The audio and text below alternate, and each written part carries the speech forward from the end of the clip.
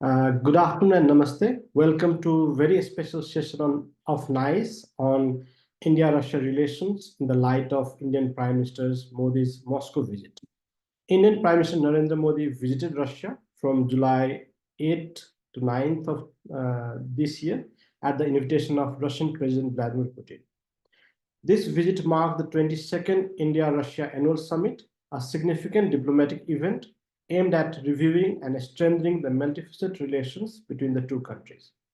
This visit was particularly notable as it was Modi's first bilateral visit after being re-elected for the third term and his first visit to Russia since the onset of Russian-Ukraine conflict.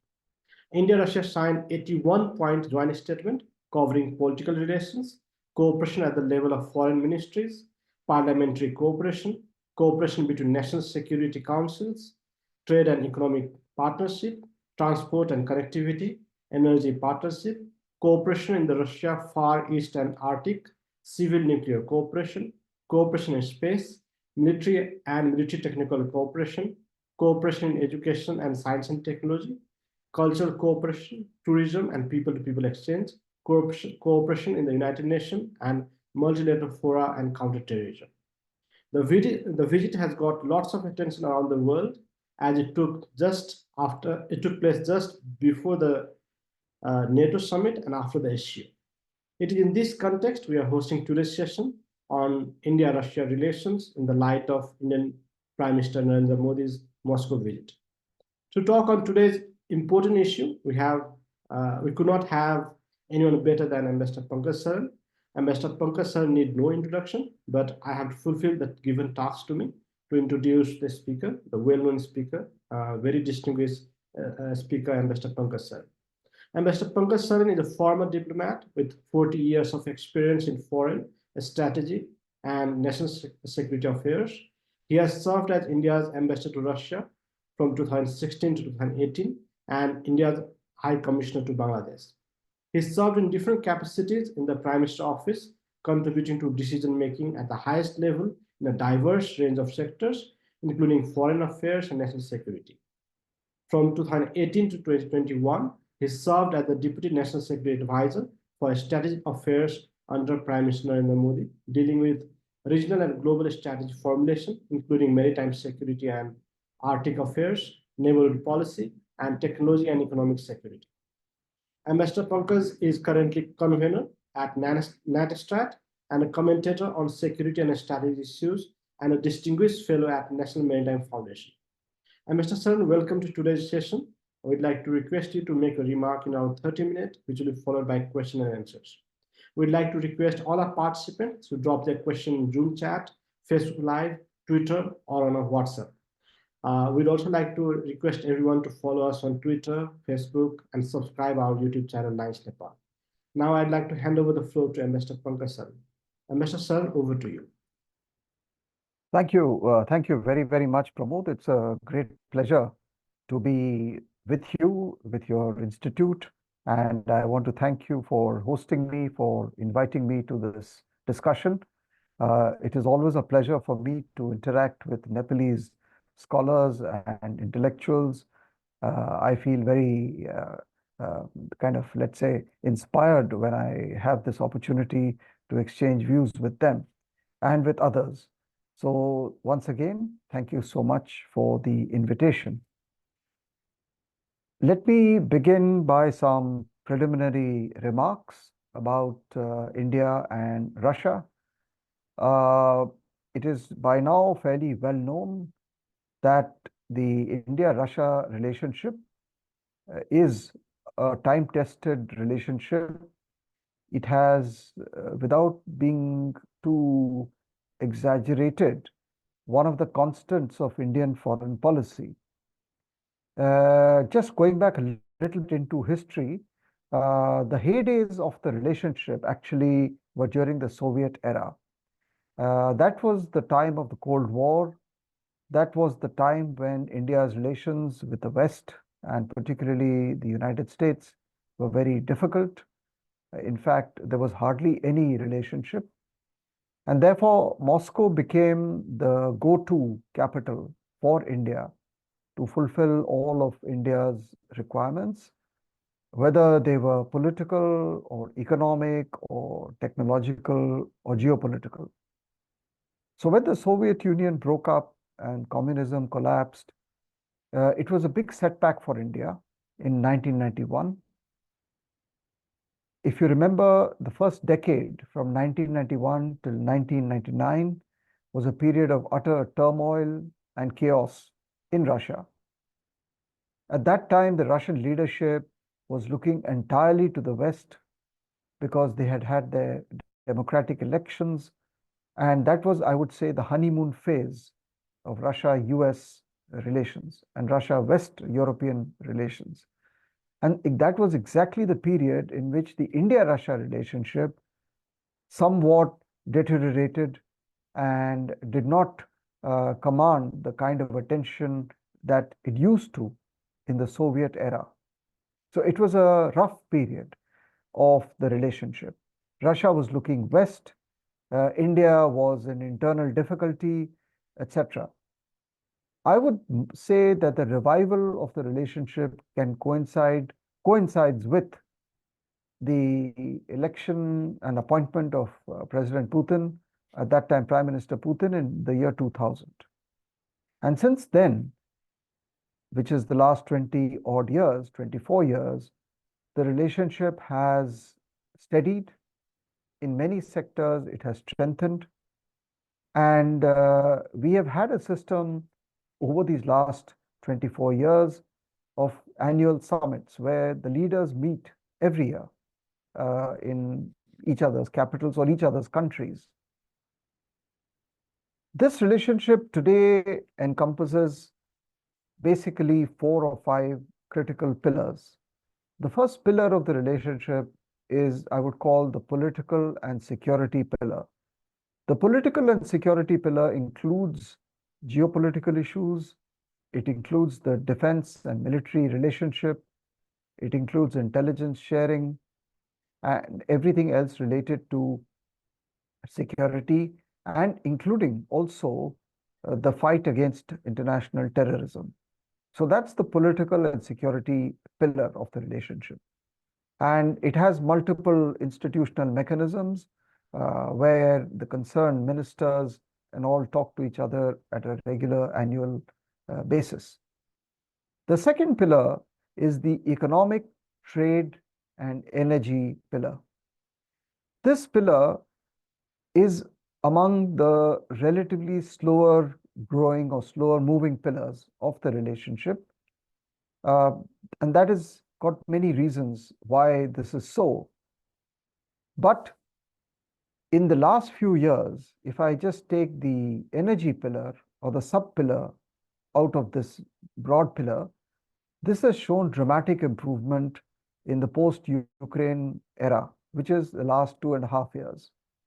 And from almost zero Russian energy exports to India, today our energy imports of oil and gas is about close to $60 billion. So the increase in energy imports has been dramatic.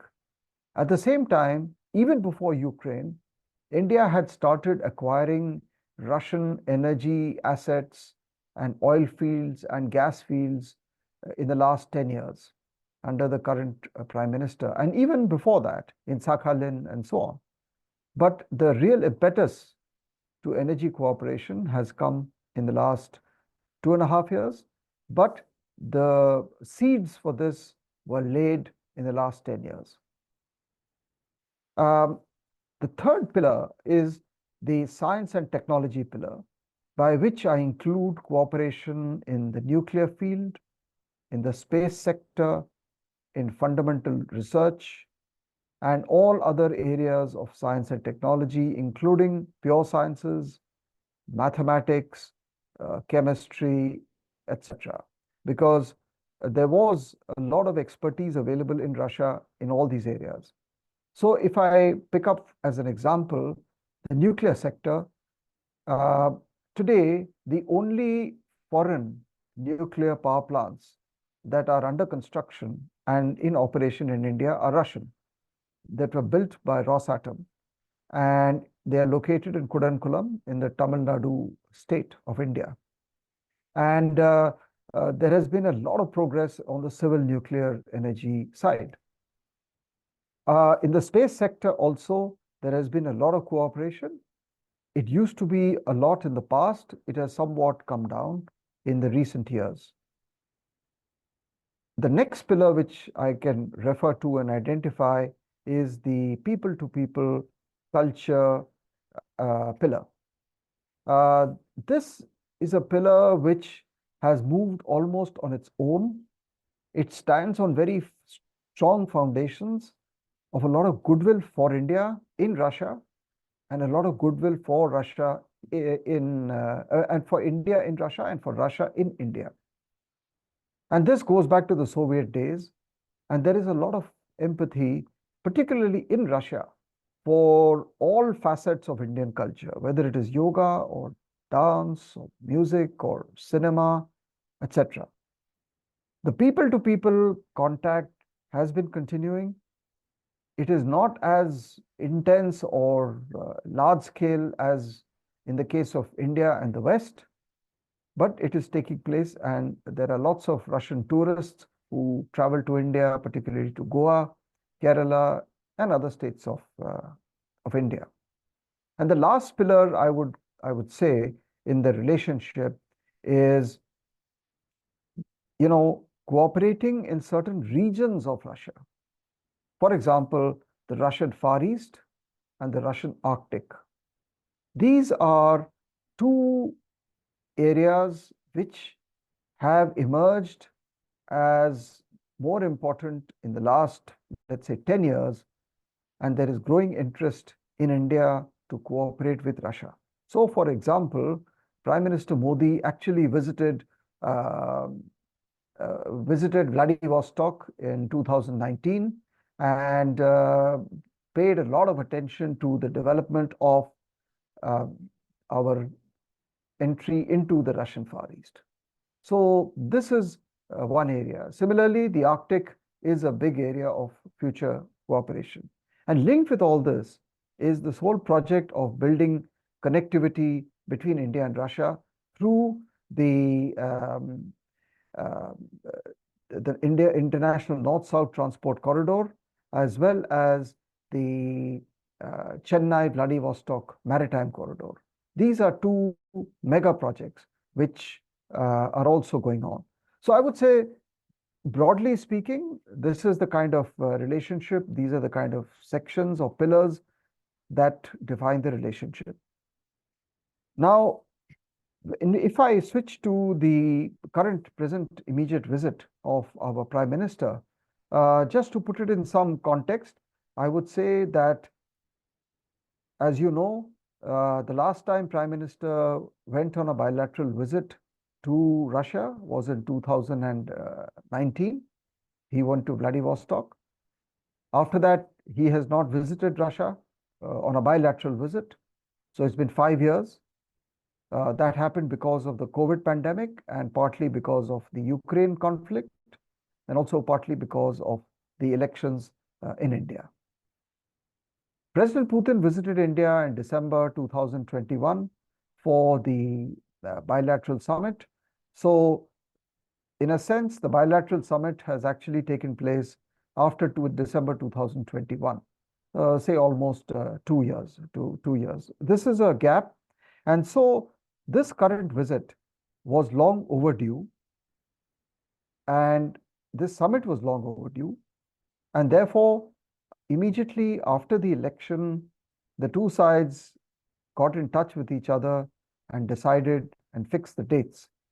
But although they did not meet physically, the fact is that they have been in contact on telephone regularly. They've had many phone conversations. They have also been meeting on the sidelines of multilateral summits.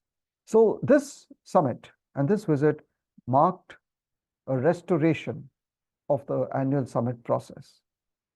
For both countries, it was a reaffirmation of the desire to continue the relationship.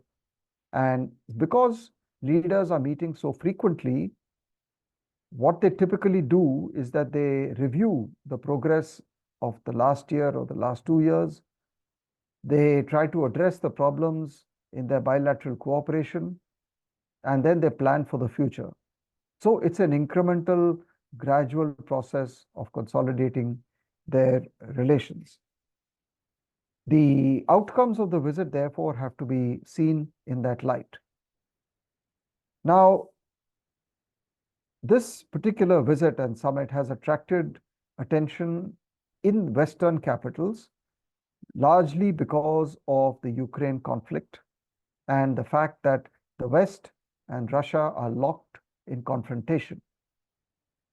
And there has been some criticism in the West, particularly from the United States, about the timing of the visit, as well as the general issue about the India-Russia relationship as a whole. My response to the criticism of the timing is that there firstly was no intention to time it so that it coincided, let's say, with the NATO summit. NATO summits are held every year in different countries. They have their own cycle. The dates for this visit were settled between India and Russia as two independent countries, which suited both the leaders, and that is all there is to it. There was no intention, certainly on the Indian side, to convey any signal or any message to the West. There was also no intention to take sides in the conflict, to support Russia, what Russia is doing, or to take any position which was anti-West.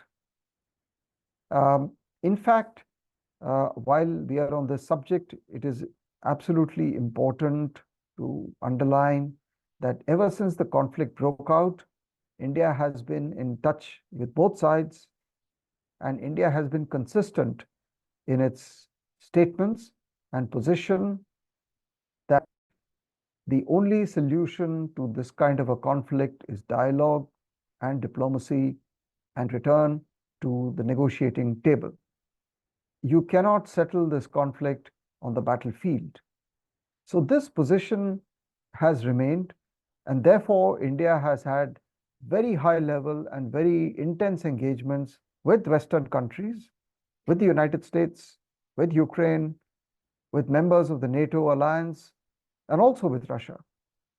And there was no intention in this visit of adding any fuel to the fire that is raging. On the other hand, the intention was to try and lower tensions, because what we are going through today is a breakdown of the relationship between the East and the West. And the breakdown is so severe that some argue that it could be even worse than the Cold War. So we are at a brink and at a precipice of an even bigger confrontation if both sides do not take remedial measures. And this view, which India has, is shared universally by the Global South. Because the Global South, which are the countries of the developing world, are saying that great power rivalry of the kind we are witnessing in Europe is firstly damaging our fundamental survival interests of development, growth, jobs, employment, inflation. And neither side seems to be worried about that. That's the first thing. The second thing the Global South is saying is, please do not ask us again, as during the Cold War, to take sides. Between us and them, black and white, we have gone through that era of history. We do not want to relive that very difficult period. But the more important, so it is a mixture of frustration, helplessness, and also a little bit of anger from the Global South that what we are witnessing is the hijacking of the international agenda away from development and economic growth to confrontation and to political tensions. So this is on the part of the Ukraine issue. But the second criticism that came and has come and is coming from the West, and particularly the United States, is that India should sever its links with Russia. It should cease defense cooperation because Russia is violating international law. It is violating the principles of sovereignty and territorial integrity. And it is moving too close to China. And together, Russia and China are working to destabilize the world, to upturn the international order, and they have to be contained and they have to be confronted. This is the criticism about the general relationship, not about this particular visit.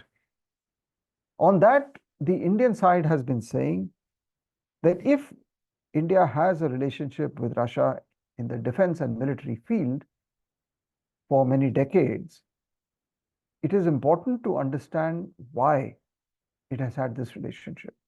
One of the main reasons, there are many, but one of the main reasons is that India had no option at that time when it turned to Russia to source its military equipment and build up its defense capacity, because the West had refused to supply any of these items which India needed. So India had no option but to turn to Russia. It was only when the West lifted their sanctions against India and gave a green signal to allow their companies to export military equipment to India that India started buying from the West. And this process began in 2010. So over the last 15 years, the value of India's defense imports from non-Russian sources, such as the United States, France, Israel, and Spain, has grown. And so today, the relative percentage of imports from Russia has come down. But this process did not begin with Ukraine. As I said, it began almost in 15 years ago. But the point remains that even today, 60 to 70% of India's defense industry and capability and equipment is of Russian origin. And as defense experts know, the life cycle of such platforms goes into decades. It is absolutely critical for India to maintain the serviceability and to upgrade what they already have. India cannot, no country can afford to junk all this equipment, which is why the relationship with Russia is important. And we have been telling Russia that you should now transfer the manufacturing of spares and upgradation facilities to India from Russia and give us the technology so that we can do all this inside India. So this is insofar as the overall relationship is concerned. On the geopolitical side, about the Western argument about Russia and China, what India says is, and the view here is, that between Russia and China, India's primary strategic challenge is China, and it is not Russia.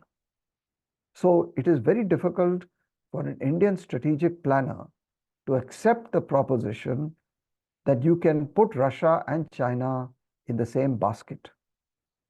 Russia has been a friend. We do not have a common border or a common boundary. We do not have any border disputes. We do not have any political disputes. On the other hand, in the United Nations, Russia has been among those who have supported India on the Kashmir issue and other issues. The record with China is exactly the opposite. You have a common border. You not only have had border disputes, you've had a war. In 2020, there was mass mobilization of Chinese troops on the India-China border. Indian soldiers were killed. We were talking just 4 years ago. And India is concerned about the Chinese strategic designs and perspectives vis-a-vis India, including their relationship with Pakistan, which includes military, intelligence, and nuclear cooperation. So the perception between Russia and China in the Indian eyes is very, very different. So this is on the criticism of the visit. Now, on the question of Ukraine, as I said, India is not inclined to mediate. I don't think we are keen to mediate, but in our own way, we are ready and have been working towards reduction of tensions. So we have been talking to all sides, and we have been telling them that we should try, both sides should try and reduce tensions. Now, my last point is about how India sees Russia and the Russia relationship in the context of its relationships with the major powers, the United States, Russia, China, and Europe. So how does Russia fit in, and how does India reconcile or balance its relations with these major powers? The question is it an either or, that we are friends with one and not the other? Or is it that India deals with all of them? I think a simple and elementary and less complicated way to understand this from an Indian lens is to say that once you decide as an Indian what India requires for its national development for the next 10 years or 20 years, you identify what are the things you need from the outside world, from the major powers, and then you compartmentalize each of the relationships and say, okay, with the United States, this is what India requires. With Russia, this is what India requires. With Europe, this is what India requires. And with China, this is what India requires. And if we reduce everything, this complexity, to what is in the interests of India, then it makes better sense, and we can have a more, let us say, coherent policy. But India also sees itself as a future power in the globe, as a rising power. We are looking at increasing our GDP to $6 trillion, maybe $10 trillion. We recognize we are an old civilization. We have a lot to contribute to the global order. So we also have that sense of how India can contribute to peace and stability in the world. So we are conscious of the fact that the policies we pursue do not destabilize the global order, but in fact contribute to greater peace and stability. And India will always bring the development and social agenda in the front, because the challenges before India are very huge, and they will continue to remain huge. And whether it is development, whether it is climate change or energy security, India will always approach its interactions with these aspects in mind as to how India can further its legitimate internal domestic requirements to feed its people, to employ its people, to skill its people, to keep its people healthy, to keep them safe. That is the primary agenda of the current government. Also, we recognize, since we are talking in Nepal, that India is not alone, because we are very sensitive to the fact that we have neighbors, they are smaller neighbors, and a lot of the prosperity in the subcontinent depends on how India does. If India does well, it will be good for the neighbors. If India does not do well, and faces severe difficulties, these difficulties will be transmitted to the neighbors because we are so integrated and our borders are so interconnected. So it is in the collective interest of the whole subcontinent that there is prosperity and stability so that we share the prosperity of each other. We do not share the poverty of each other or the insecurity of each other. So this is how I would like to present the India-Russia relationship. Yes, it is difficult because the world is passing through difficult times. What we find is that apart from Ukraine, we have a raging conflict in Gaza and in other parts of West Asia to which no one has a solution. It's just simply violence and killing and more violence, and thousands of lives have been lost. That's a huge challenge. And the problem is that when you look at the United Nations Security Council, the P5, who have been mandated by the UN Charter to guard and promote international peace and security, they have utterly failed in their duty. Not only are they fighting with each other in the Security Council, but they have no solutions for any of the raging wars and conflicts in the world. In such a situation, it is important that the global South and all other countries become a voice of reason and a voice of sanity rather than contribute to greater instability.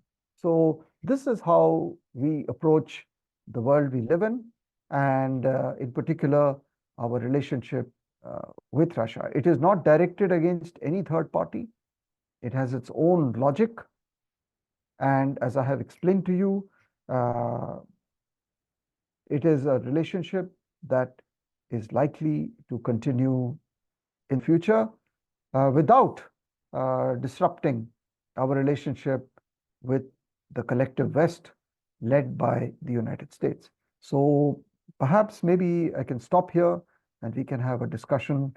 And I welcome a lot of questions and comments from all the audience. Thank you very, very much again, Pramod, for this opportunity. Thank you, Ambassador Pankaj Saran, for your interesting remarks. It was really comprehensive as you have touched upon different facets of India-Russia relations. We have received lots of questions, so without selecting, I'm taking the question, so there might be some repetitions, so which you may skip. And the first question is, how do you look at West's reaction on Modi's Russia visit?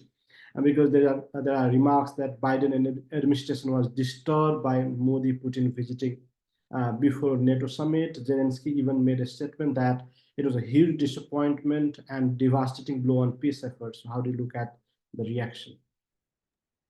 I would say that the West is overreacting to the visit because the visit is part and parcel of the India-Russia relationship, completely transparent, no secret agenda, not directed against the West, not intended to take sides in the conflict. In my opinion, the West should welcome the visit because here you have a leader who's taking the risk of going to Moscow and telling the leadership in Moscow and President Putin, kindly de-escalate, kindly let us wind down the war and return back to negotiation and to diplomacy. What else should the world need today than this voice of sanity and reason? I think the Western reaction is exaggerated, it is not helpful, and it is misreading the whole picture. After all, there have been so many other leaders who have gone to Moscow with the same agenda of trying to reduce tension. And I think anyone would welcome any effort to reduce tension. After all, the Swiss and the Ukrainians together hosted a huge peace summit in Switzerland a few weeks ago. So why should they have hosted a peace summit if they were not interested in finding a way to peace? So clearly, peace is important for the West. Insofar as the timing issue with NATO is concerned, I think it is just one of those things where the calendars of the Indian and Russian leaders were such that this date was workable for both. It is not possible and not realistic to expect India to shape and sort of schedule its foreign policy in accordance with an organization, third countries or organizations of which India is not a member. So the NATO can have its summits, but to expect that India will modify or adjust its foreign policy calendar in accordance with, let us say, in this case, a NATO summit is very unrealistic. So I would say that this is the way we look at it. And I think we have tried to explain it to the United States, to the Western countries. And a few weeks ago, the Prime Minister met the President of Ukraine. He met him in Italy. So if I were to argue, his first meeting was actually with President of Ukraine within 2 days of his taking over. And the meeting with President Putin has followed the meeting with the President of Ukraine in Italy. So there is enough record of India engaging with all sides.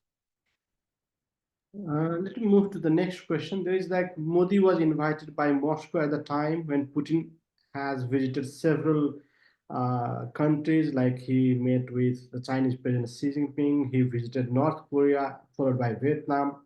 How do you look at it? Are we moving towards new Cold War?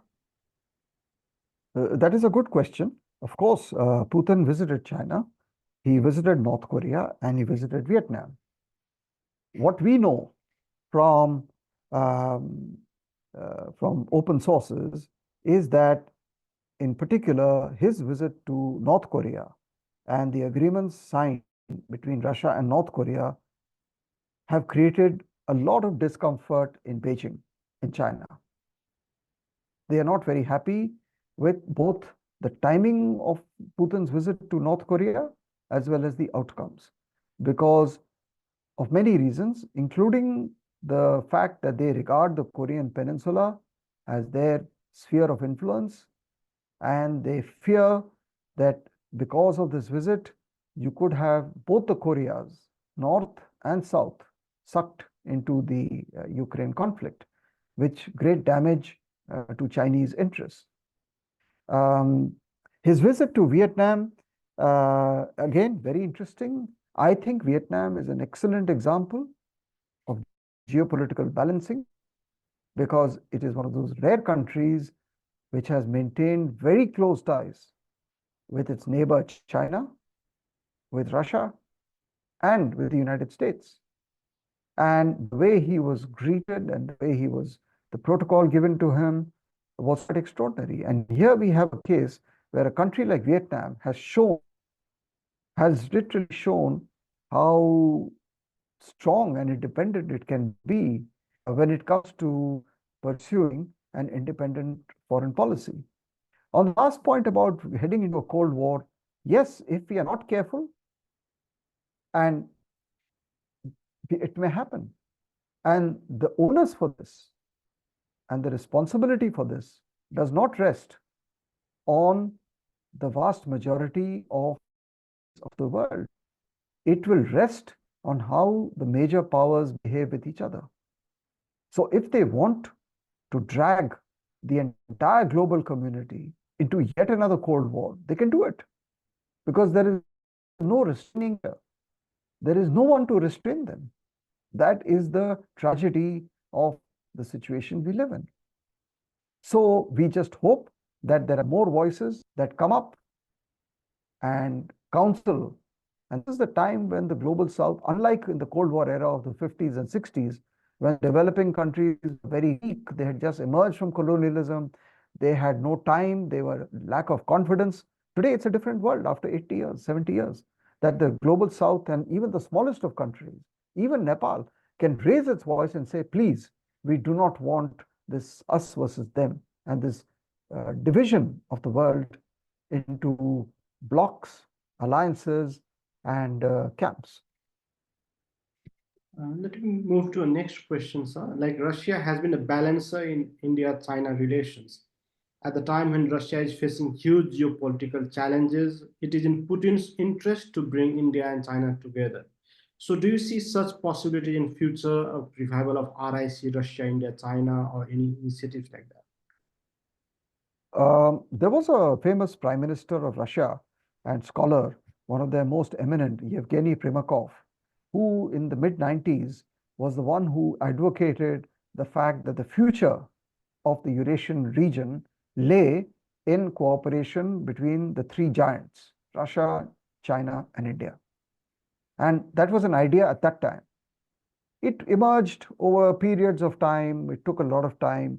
And in the last 10 years, we found the creation of this RIC grouping, which used to meet every year at a low level, then at the level of foreign minister. After the 2020 Galwan clashes between India and China, the RIC has virtually died because of the escalated tensions between India and China.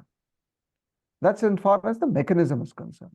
But insofar as the idea is concerned about what these three can do with each other, the three of them are present in many forums. They're present in BRICS, they're present in Shanghai Cooperation Organization, and of course in G20, etc. But it's interesting that the Russians would like lessening of tensions between India and China. It is in their interest. They have made it known privately, they have made it known publicly.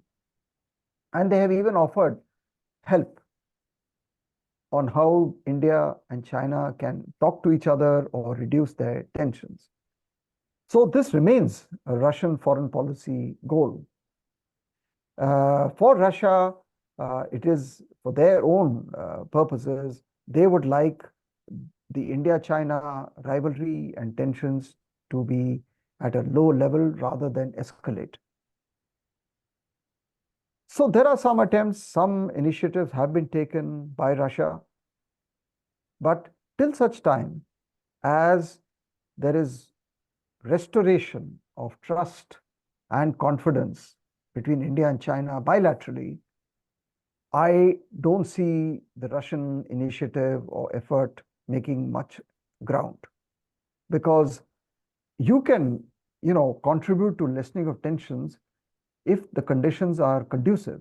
Right now, given what happened in 2020, given the kind of actions China took against India, the ball is in China's court to restore the status quo and restore confidence in the relationship. So I think at the moment, I don't see much happening on the Russia-India-China platform. So there is very interesting question.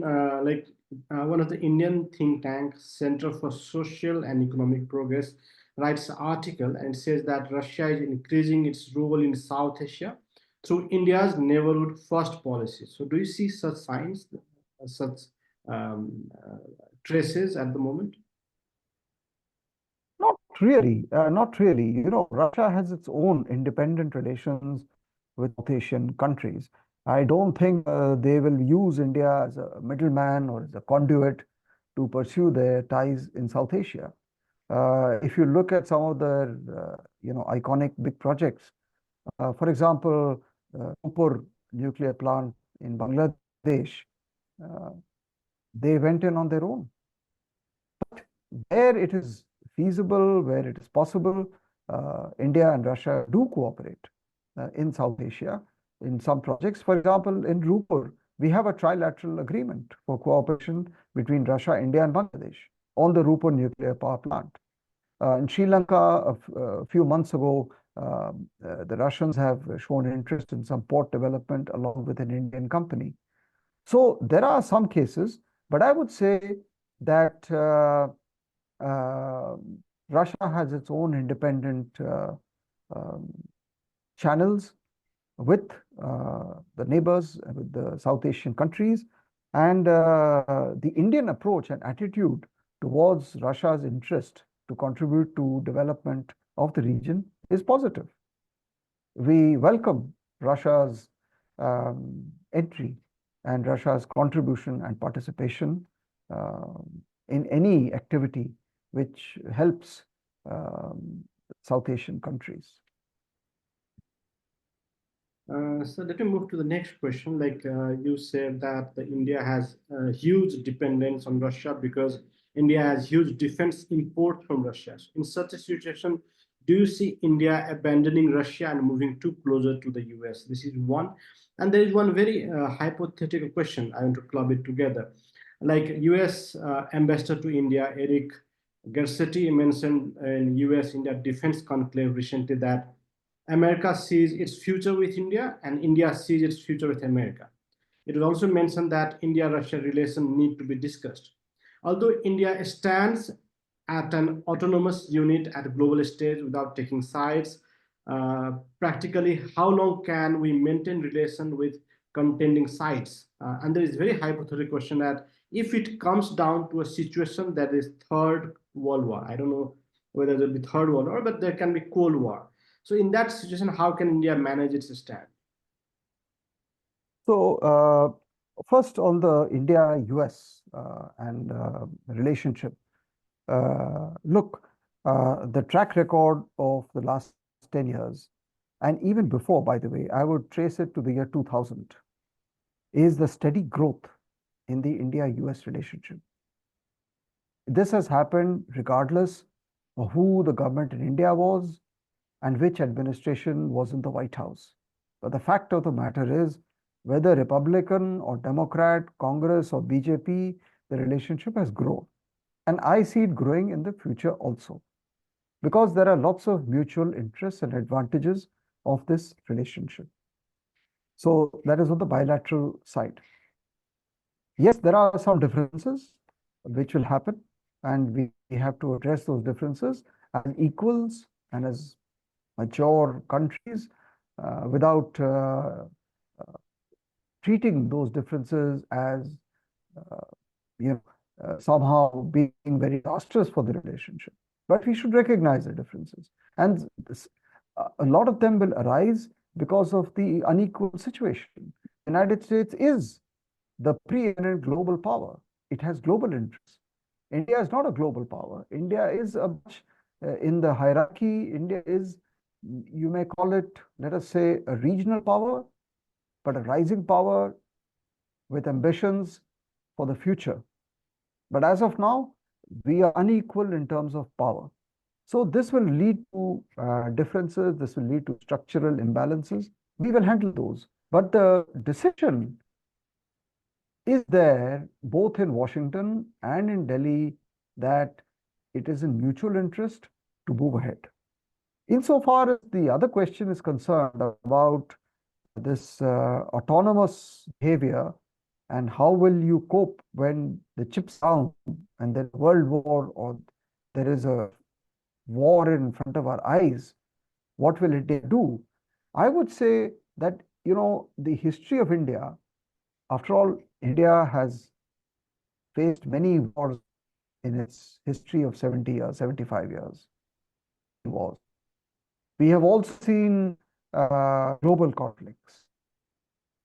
If there is a situation where India has to take a side or is called upon and there is no other alternative, then India, I'm sure, will take a side.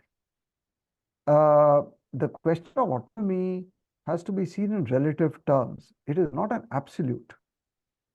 But before we come to that last resort of taking a side, India will, along with the rest of the world, countries, make its best effort to avoid getting into such a situation of choosing. But we are entering into unfamiliar, unforeseen territory. The world order is under severe stress. One of the fundamental determinants of this and the way we go ahead in the future is the whole US-China relationship. And it depends whether it will be competition, whether it will be confrontation, whether it will be conflict, what will be the shape of this relationship. And this will, so I think the next 10 to 20 years are going to be critical for us and for the whole world to see which way this fundamental relationship moves. So far, what we have seen is that both sides seem to be keen to manage the relationship, which is why there is repeated talk of building guardrails. This is why, despite everything that is happening negative, the leaders are still meeting. They have met under President Biden's administration many times at the summit level, in cabinet level meetings, intelligence meetings, national security advisors. So there is this competition, there is this rivalry, but yet they're managing. So I would say for India, of course, it depends also, the answer to your question, on what is the trigger for, let us say, a global war. And which part of the world does it begin? Is it going to begin in Europe? Is it going to begin in Asia? Is it going to begin in Southeast Asia? There are so many imponderables, but it's a hypothetical question at this stage. But I see that if India has to then make a choice, then almost every country in the world will have to make a choice. And that would be a worst case scenario. There's another interesting question from one of our scholars from Philippines. He says that from the first place, India is a strategic partner of the United States in countering China. Let us say India and the US will have a strained relationship stemming from this Indo-Russian relationship. So do you think China will benefit from the strained relationship?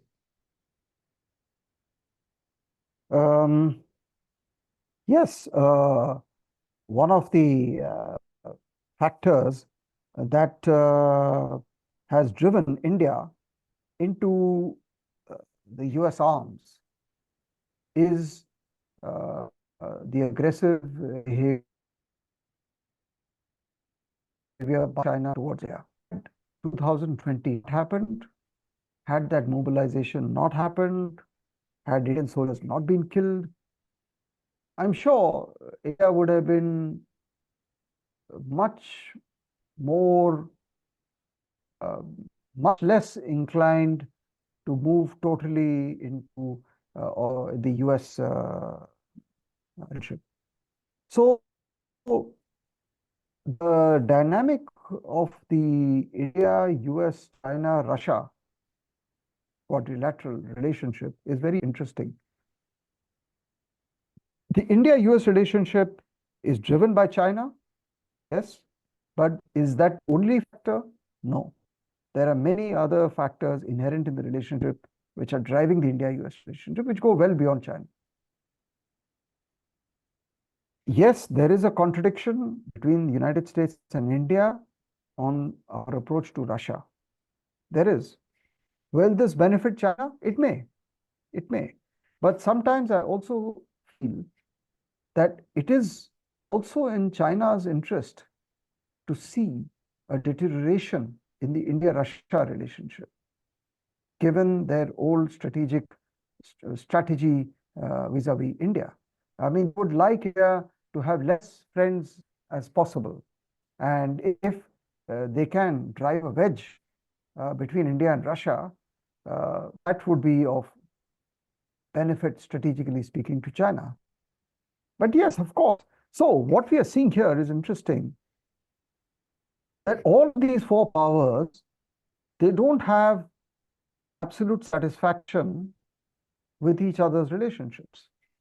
So if you think India and US are completely satisfied with their relationship, they have a Russia factor to deal with. If you think India and Russia have a complete satisfaction with India, they do not, because they have the American factor to deal with. If the US relationship, it is competitive, but there is also that element of cooperation. If you see the India-China relationship, China knows it, that if they change their attitude and their strategies towards India to make themselves more agreeable to India and to reduce the fears and suspicions in India about Chinese designs, then that may slow down India's move towards the United States. And what we are seeing in all this is that in each of these relationships, the impact of third country relationships become quite salient and influences the bilateral relationships. Let me move to the next question, sir. There are two questions. One is very specific, that how do you see Chennai-Vladivostok corridor, which was also discussed during PM Modi's visit to Moscow. Second is, how do you see India tackling its national security after Russia reaffirmed its support to the Chinese Belt and Road Initiative recently in the SCO summit 2024? On the first question, the Chennai-Vladivostok is a highly ambitious project because of its alignment. So it connects, the south of India right around the Pacific Ocean into Vladivostok, and Vladivostok then becomes the entry point or the gateway for connecting to the Northern Sea route along the Russian Arctic coast. This corridor is important not so much for today, but for the future, when India's interest and investments and cooperation grows in the Russian Far Eastern region. The Russian Far East contains all the natural resources that you can imagine. And it has enough natural resources to cater to almost the whole world's requirements. So when India grows as an economy and its income levels rise, its requirements for natural resources are going to increase tremendously. And that is where this corridor is going to come in huge use, whether it is coal, whether it is minerals, whether it is rare earth, even fresh water, I would argue, timber. There's everything out there. So that's on the corridor. But it's a medium to long term, but a visionary project. Insofar as the BRI is concerned, it's very interesting. I think we have to separate the formal from the real. The formal is what you have said. The real is that the Russians have not bought into the BRI project. Why? Because there is a fundamental competition underway between Russia and China on the Eurasian landmass. The Chinese may have the BRI, but the Russians have their own version, which is called the Eurasian Economic Union. So the Russians, because of the friendship, are not going to overthrow the BRI, but at best will stay neutral. And they know it. So therefore, in any bilateral document, I'm not talking of SCO, you will always see, whenever there is a reference to BRI, there will always be a reference to the Russian project of the Eurasian Economic Union, and which is because their powers, they have a certain modicum of dealing with each other, but the Russians are very clear that as far as the Eurasian landmass is concerned, they have their own vision and their own policies, and they will not shy away or much of that. We are running out of time, so maybe we can take last 2 to 3 questions. Let me take one question on Quad and the Indo-Pacific strategy. How is India-Russia closer ties going to impact quadrilateral alliance and the future of US Indo-Pacific strategy, as the role of Russia is very important in Indo-Pacific strategy of the US. That is one. And then I'll take two questions on the NATO after that, sir. So over to you. So on the Quad and Pacific, you see, let me say that the Quad has to be separated from the Indo-Pacific strategy. I would say that the best way to understand the Indian position on the Indo-Pacific, not the Quad, Indo-Pacific, is to read Prime Minister Modi's speech in Real Dialogue in 2018. It is a remarkable piece of speech which outlines the Indian policy. It is inclusive, it is open, it is not directed against anyone. That is the Indo-Pacific. The Indo-Pacific was more a reflection and a realization of the geographies and even the what is the area that is covered under the Indo-Pacific is a matter of interpretation. So for India, it includes, for example, from the east coast of Africa to right up to Southeast Asia and so on. So the Indo-Pacific is nothing more than a geographical concept where the underlying thesis is that the two are interlinked and that they were divided as a colonial project to divide. But geography and history have shown that the two are interlinked. Insofar as the Quad is concerned, it is a grouping. It is a grouping of like-minded countries. It has many aspects of cooperation, starting from climate change to technology to energy to supply chains. The military dimension of Quad is the least salient and important. You know that one Quad member recently, Australia, which is also a member of the AUKUS, is currently engaged in normalizing its relations with China. The Australian Prime Minister visited China late last year, and the Chinese Prime Minister has just visited Australia 1 month ago. And Australia is a member of the Quad. So the Quad is not directed against anyone, I would say. The Quad is just a group of like-minded, similar to, let us say, the BRICS or the SCO. So now, yes, it has raised suspicions in both Moscow and Beijing. Moscow has described it, and the Chinese also, as maybe Asian NATO.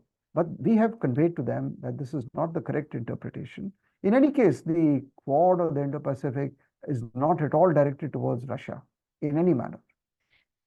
So I would maybe just limit it to that for the moment. So let me take last two questions on NATO. One is that how could Indian Prime Minister Narendra Modi affirmation of India-Russia ties amid the NATO summit impact India's diplomatic positioning and strategic autonomy in the context of growing US-China-Russia geopolitical tension? That is one.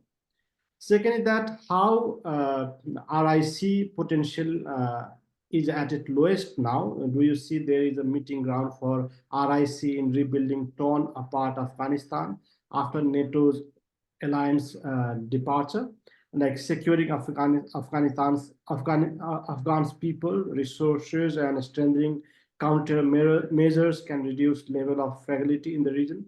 Afghanistan counts on India, but can India stand alone to deliver? Good. So on the NATO summit, yeah, thank you very much. So on the NATO summit, I would say yes, there is people are upset, but the point and the response to that is that firstly, there was no intention by India to send any signal to NATO. In fact, if the NATO members were to ask themselves honestly, without rhetoric and without getting emotional about it, of course, we understand that NATO is in a conflict with Russia. We know it. But so what has India done? I would have understood the NATO anxiety and being upset if India had no relations with the NATO, if India was siding only with Russia. But what is the evidence? The evidence is that since the break of the Ukraine conflict, India's relations with individual NATO members and with the alliance as such has grown manifold. They know it, not only with the major powers of NATO like Germany or France or UK, of course, the United States, but even smaller nations like the Baltics, like the Nordics, Poland. So they have to be honest about themselves and about their criticism that this visit to Moscow cannot be under any circumstances seen as any signal to NATO. And this visit to Moscow, it is not as if India is visiting Moscow to prove a point to NATO or to anyone else. The visit to Moscow, the news and the headlines would have been if there was no summit between India and Russia. That would be the headline. But to have the summit on a regular basis is a normal activity. So it was not intended to assert any strategic autonomy, but to just restore and continue the relationship and to bring down tensions between the East and the West, which have risen to an all-time high, and the dialogue between them has broken down. This is not a good statement for either the West or the East. On the RIC potential, at the moment, you see, everything is possible. You know, India is today in a position led by a government which is ready to do anything and is ambitious and is bold. So if tomorrow the conditions are right for Russia, India, China, the government will do it. Why not? If there is benefit to India and benefit to the global situation, India will do it. But what is the holding it back? Holding it back is the Chinese approach and the Chinese attitude. And until and unless there is a realization in China that they have to recalibrate their approach to India and genuinely find a way in which you can listen to India, accommodate India's concerns, cooperation of the kind as we want in the RIC is not going to happen. Afghanistan, yes, we have cooperated with Russia in Afghanistan. We've even cooperated with China in Afghanistan in terms of training of Afghan diplomats and other things. Today, the situation is such that the relationship between Afghanistan and Pakistan is at an all-time low. There are huge suspicions, cross-border terrorism, killings. So the relationship between Afghanistan and Pakistan is in a very, very bad situation. So what is happening under the situation? What is happening is that the Taliban government in Afghanistan is very keen for India to do more in Afghanistan, more projects, more COVID vaccines, more medicines, more wheat, more food. Therefore, in the last few months, we have taken more steps in building the Chabahar port in Iran to push our entry into Afghanistan because the Taliban want it and the people of Afghanistan want it. So India is very cognizant and very aware that, in fact, one of the whole, which no one is understanding and no one recognizes, the whole question of double standards. The Ukraine conflict took place in February. Afghanistan, the US exited in August 21. From August to February, Afghanistan was in the headlines. It was facing a humanitarian disaster, crisis. It was in a horrible, horrible condition. But the moment Ukraine happened, the world dropped Afghanistan like a bad potato. And everyone forgot about Afghanistan and the miseries of the people of Afghanistan. India was one of the few countries who kept the Afghan picture in mind. So yes, India can and will do more in Afghanistan, and we are doing more also with Russia in Afghanistan in terms of tackling terrorism, in terms of trying to control drug trafficking, in terms of securing the borders. We are doing all that. But whether we can do as a Russia, India, China in Afghanistan, as I said, when the trust comes back, then we will think about it. But right now, I don't see that. Thank you, sir. Ambassador Pankaj Saran, thank you so much for a very interesting discussion. We really enjoyed and learned a lot. We still have lots of questions, but maybe we have to have another session for that in future. I, on behalf of NICE and all audience, would like to thank you for your kind presence and a valuable time. We'd also like to thank all our audience for watching us from Zoom and Facebook Live for their wonderful questions. Thank you so much and have a nice day. Thank you very much, Pramod, and giving me this opportunity and this honor and privilege to address you and your audience. I'm very grateful to you, and I wish you and the Institute nice all success in the future. Thank you so much.